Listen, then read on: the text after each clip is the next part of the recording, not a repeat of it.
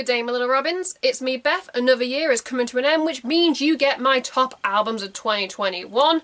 You can feel free to share yours in the comments. Before we begin, if you'd like to support me and the channel in the future, you can by clicking a like to show me some love. You can click subscribe and tap that bell to be notified of when I upload. Side note, this is going to be my final upload of, 2021.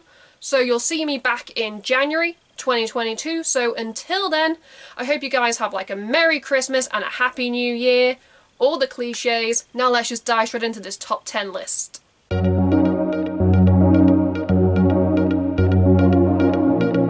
Coming in at number 10 is Of Mice of Men and the album Echo, which only came out at the start of December.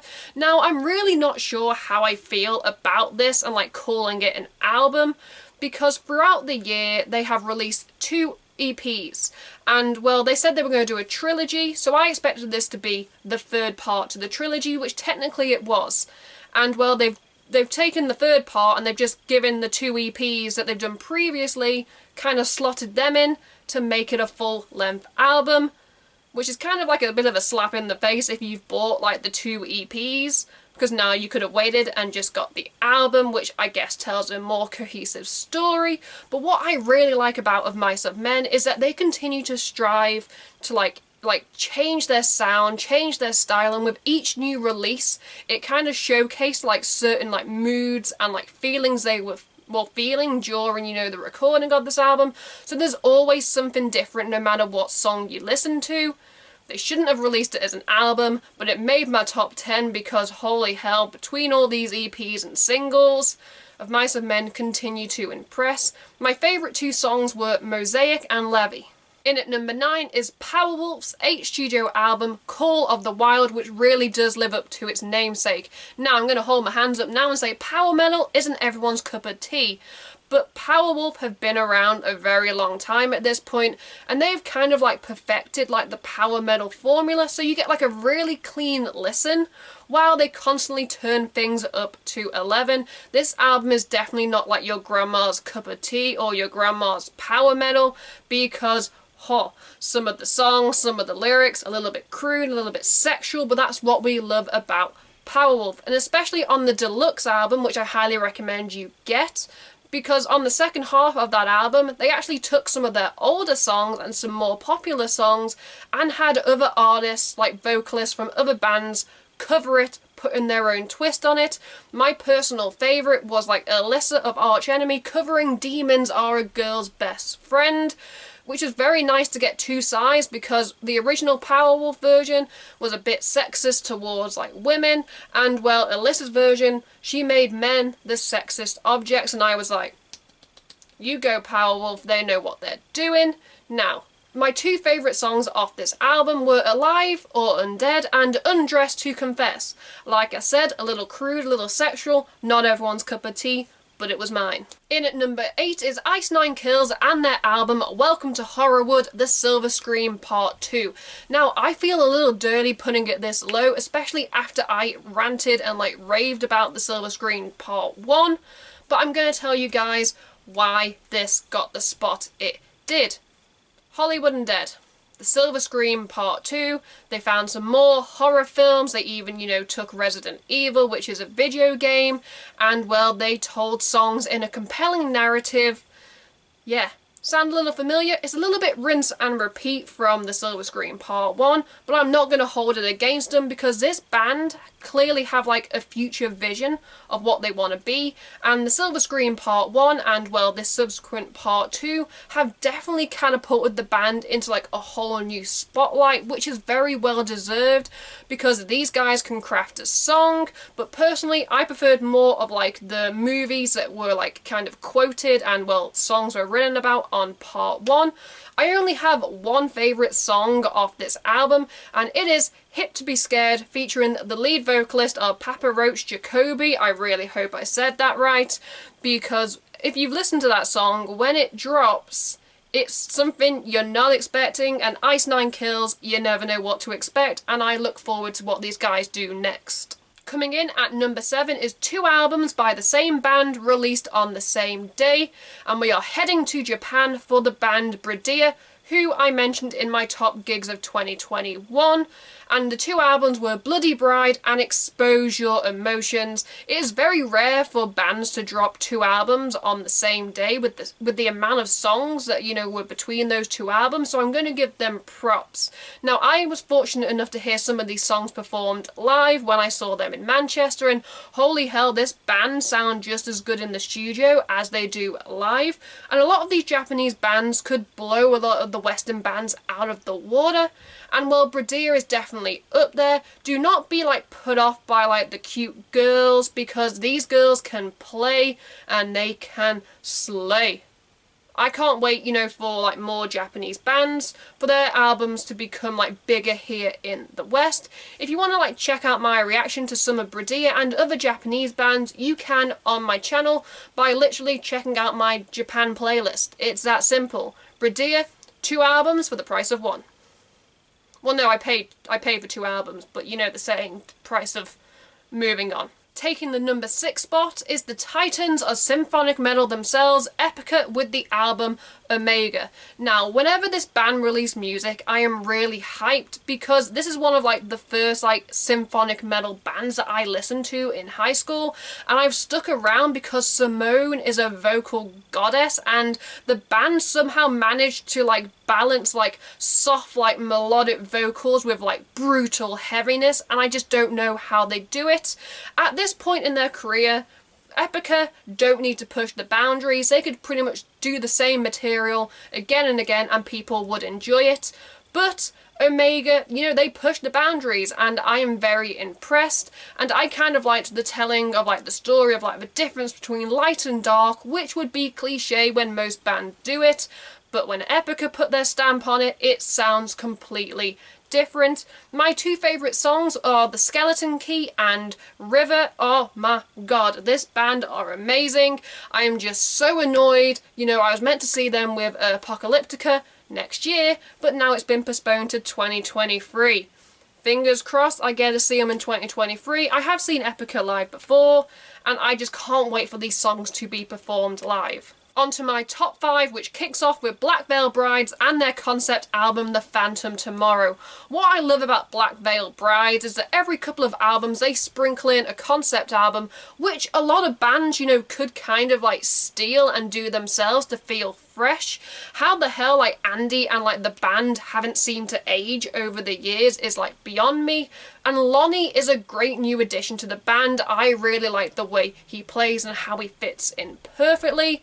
I also like superheroes, anti-heroes, graphic novels, and well, Black Veil Brides, when they do a concept, they go all out. It was very like thematic, it was compelling, like the narrative and like the story. It had me so eager to hear how the album was going to end, and I loved all the videos that they put out, you know, as singles. Oh, Black Veil Brides. They are a band I have listened to since high school, and like I said, I love a good concept album. So it's kind of like a winner-winner chicken dinner. My 2 favourite songs were Scarlet Cross, because, you know, it is a great anthem, and Crimson Skies for the beat. Beartooth takes spot number 4 with the album Below. Now, in my eyes, Beartooth, they can't seem to release anything bad. Everything they release is good, and I'm really hyped when it comes to like new singles and new albums, and Below is no exception. I loved in an interview that Caleb said that this album is a time capsule of 2020. A lot of bands had to adjust to like lockdown recording, and well, this band definitely nailed it with like the theming. For me, Beartooth have always had like some of like the stronger lyrics within the core scene, and like I'll hold my hands up now and say sometimes they release songs that are a little 50-50, but then they always come back swinging. They have also managed to like avoid the core curse by, you know, either evolving too much and isolating old fans, or, you know, sticking to the same thing and not getting new fans. They have struck the perfect balance between old and new, and Beartooth were my last live band of 2020. I want to see them again at some point when bands start touring again fully. Yeah, Beartooth, I'm going to give you a little bit of a golf clap. My favourite song is The Past Is Dead, and you're probably thinking, Beth, if the album's so high, why don't you have 2 favourites? And that's because The Past Is Dead is the song that I've probably listened to the most. The whole album's great, but that song is amazing. For the longest time, this next album was in my number 2 spot, but unfortunately it got pipped to the number 3 spot by another British band. For Those That Wish to Exist by Architects came out all the way in February, and the fact that they've managed, you know, to like cling on to like a top 3 spot is very impressive. Now, this band has been around the scene a very long time, and what I particularly like about Architects is that, you know, they continue to mature. Again, they're a band that's managed to like tread the balance between like new and old. And what I really like about this band is that, you know, they're managing to prove themselves, you know, after the tragic passing of Tom, you know, that they can be a band that stands on their own. But then you listen to certain songs and you can hear Tom's influence, which, you know, is great. I don't want them to entirely lose themselves, but at the same time, this is like a really good album. Like, it is stellar to a degree, and it should have been number 2, but the number 2 album was just slightly better. But yeah, back in the day, Architects pioneered the iconic bleh sound, and hopefully with this new like mature sound they can influence some more metalcore bands in the future, because these guys know what they're doing and they've got the longevity, and kind of like at this point they've proved themselves. Architects. I've already got tickets to see them in 2022 unless they postpone the tour again. Please don't postpone the tour, Architects. My 2 favourite songs on this album were Animals and Giving Blood. I did not expect this band to get as high as they did, but taking the number 2 spot is Asking Alexandria with the album See What's on the Inside. And just like Architects, they are a British band. They have done their time. They have had member changes. They have matured while managing to strike a balance and keep true to their roots. This album was stellar. It is pure arena rock through and through, and I'm okay with that, but I will be the judge of that when I get to see them live, fingers crossed, in 2022. Danny's vocals are insane, and Ben is an amazing guitar player, but we can't forget James, Cameron and Sam, who are equally impressive and prove that the original lineup is sometimes the best. Asking Alexandria. They are a great British band, and I will always listen to them despite the changes that some people don't like. I don't mind when core bands go a little soft, and if Danny never wants to scream again, he can never scream again, but fingers crossed when I see them live he does a little bit of screaming, because I remember back in the day being like, oh my god, he is an amazing screamer. But I do love this softer side.